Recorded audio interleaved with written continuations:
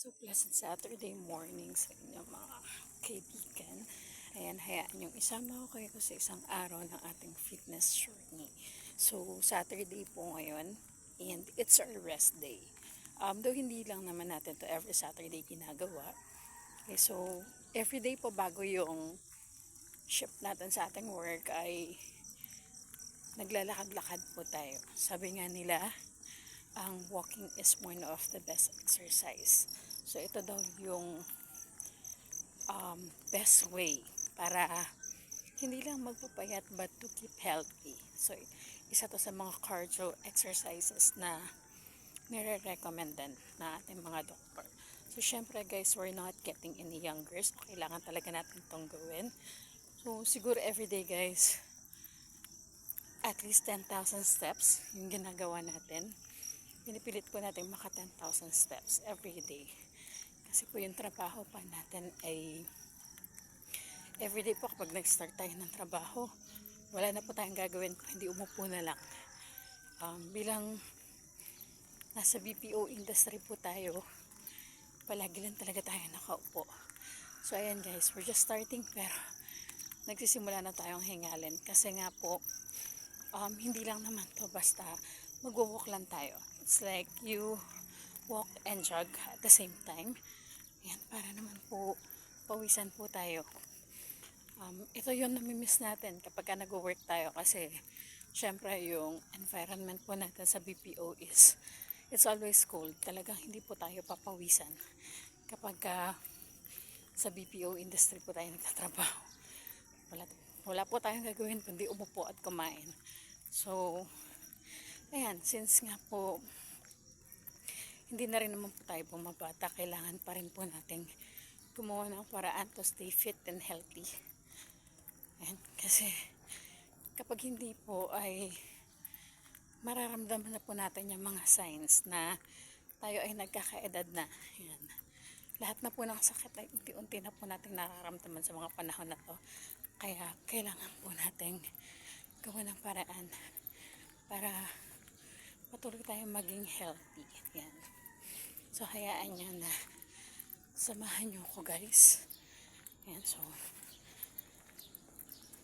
medyo mahirap to guys kasi ang hirap po ng magsasalita ka and then nagwo-walkathon ka at the same time.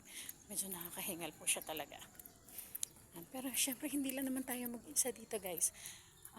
Nandito nga pala tayo guys sa Phase 5 ng Santa Clara Estates. Ayan. So, sakop na po ito ng Roca Group of Companies. Ayan. Dito po tayo everyday nagja-jogging. Ayan. Most of the time po ay kasama ko ang aking partner. Kaya lang po medyo may dinaramdam po siya ngayon. Kaya mag-isa po tayo. But anyways, meron naman po tayo mga walkmates dito. Medyo maaga pa lang talaga guys. So agaw dilim liwanag pa ngayon.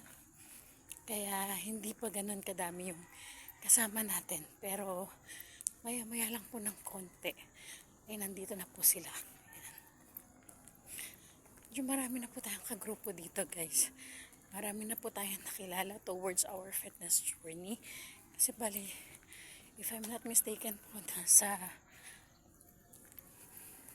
siguro po almost 2 months na natin tong ginagawa. Kasi talagang before, hindi ito yung size ng katawan ko guys. Dapat pala pinakita ko yung before and after na or while ongoing kasi before talaga sobrang laki ko. Ayan, so ngayon lang po tayo pumayat. Ngayon lang po medyo lumit yung katawan natin kasi nga po ayan, so meron na rin po tayong 2 months na nagwo-walkathon. Ayan. So, guys, habulin natin yung mga kasama natin dito. Meron po tayong mga kasama dito. Most of them po ay senior citizens na pero sa maniwala kaya't sa hindi guys, hindi nyo po mahahalata ng mga senior citizens na sila. They stay young and fit kasi nga po most of them bukod sa pag-jogging po ay nagsusumba din po sila. Ayan, sila po ay mga Zumba girls. Ayan, so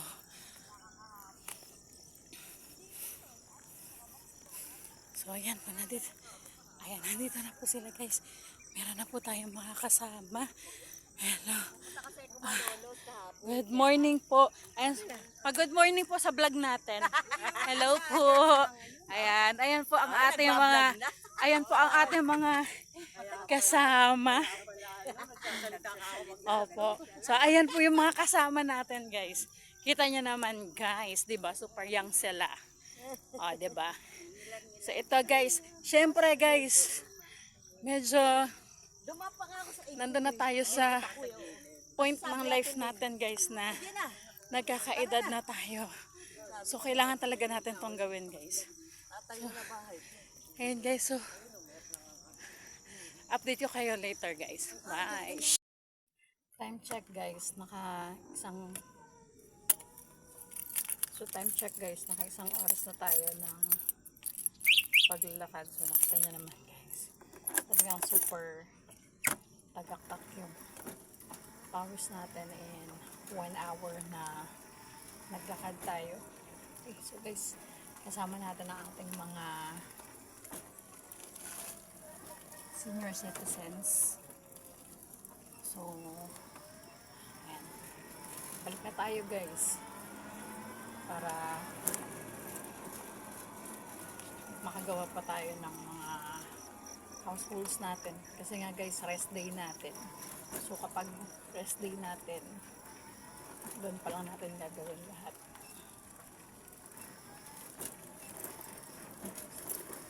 So, alam niyo na, mommy duties and wifey duties muna tayo. Tapos na tayo magpapawis, guys. So, na isang oras na tayo. Magdadrive na tayo pabalik.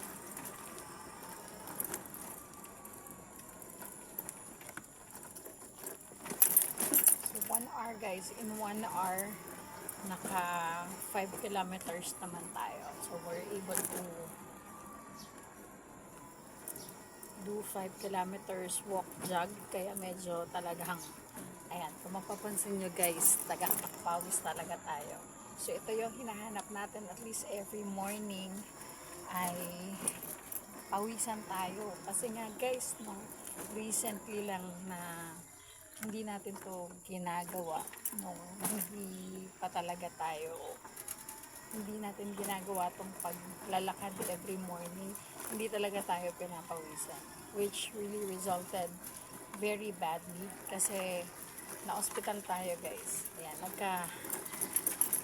nagkaroon tayo ng first degree sa pneumonia. Although it's not that bad, pero ayun, ano pa rin tayo, 3 weeks tayong hindi nakapagtrabaho kasi hirap ako nun, guys. Medyo may shortness of breath, kaya hirap tayo, and then balik-balik din yung fever natin kasi hindi rin tayo nawawalan ng cough and cold ng mga panahon na yun. Kaya ayun, talagang doon natin na-realize na kailangan natin talaga ng exercise. Kasi nga, yun ang wala sa atin, guys. Ever since na nagtrabaho ko